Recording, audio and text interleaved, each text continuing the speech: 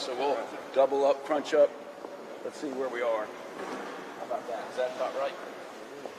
We got more? Don't get right in front of us. So Absolutely.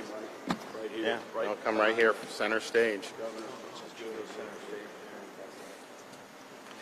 Well, good morning. We're really happy to be here at UF Health in Jacksonville. We've got a lot of great people with us here today. I'd like to recognize them. Our Surgeon General, Dr. Joe Latipo, is here.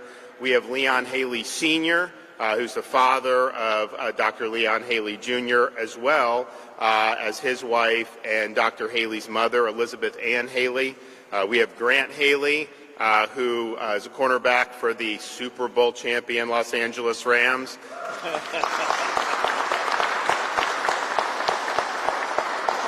Just for the record, as a Bucs fan, I did rib him a little bit because I think had the Bucs beat the Rams, I think they would have ended up winning the Super Bowl. But congratulations, it's been a great run for them. We have Russell Armistead, CEO of UF Health Jacksonville, Dr. Linda Edwards, Dean of UF College of Medicine Jacksonville, Dr. Andy Godwin, Chair of the Department of Emergency Medicine at UF College of Medicine Jacksonville. We have Senator Aaron Bean, Senator Jen Bradley here? I didn't see her.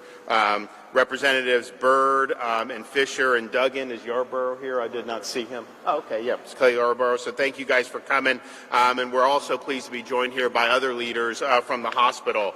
Last year, the community here in Jacksonville and really throughout the state of Florida was shocked by the tragic news of the passing of Dr. Leon Haley Jr.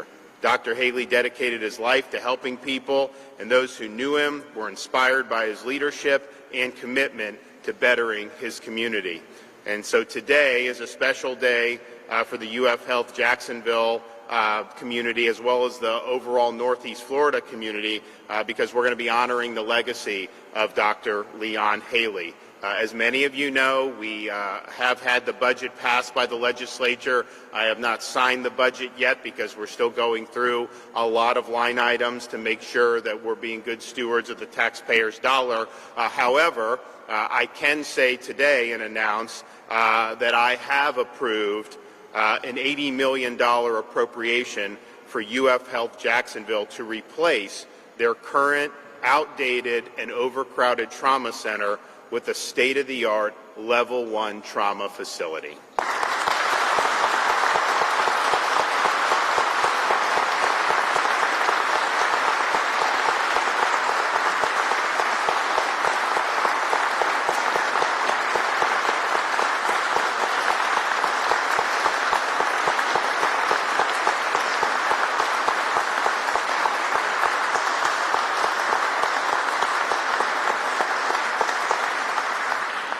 And this is a really significant, this will have significant impact on this community. I think a lot of the different projects that get done, this was something that had huge support, and we're happy to be able to support it. We're also happy to be able to announce that the new state-of-the-art trauma center will be named Leon Haley Jr. MD Trauma Center, named after Dr. Leon Haley Jr.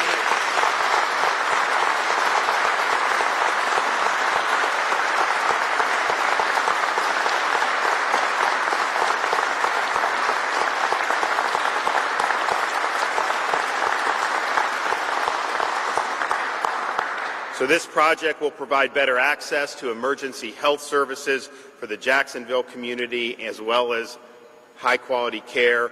UF's emergency department draws patients from across the area, including residents from Nassau, Clay, St. Johns, and Baker counties, and with the new trauma center is expected to see over 125,000 patients a year.